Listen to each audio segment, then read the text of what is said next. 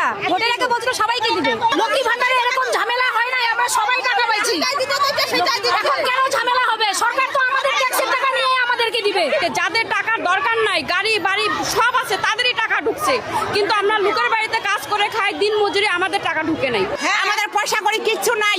আমার স্বামী অসুস্থ, সে পয়সা পাই না। হ্যাঁ, আমাদের কি দুঃখতা আমি জানি। আজ আমি 100 টাকা দিয়ে ভাড়া দিয়ে আসলাম, ওই 100 টাকা হলে আমাদের সংসারের হয়, সেই সংসারে খুলাই দিয়ে আমি বিডিও অফিসে আসলাম, তা আমাদের পয়সাটা উঠলো না। লক্ষ্মী ভান্ডার পাইছি তো লক্ষ্মী ভান্ডার আমরা পাইছি।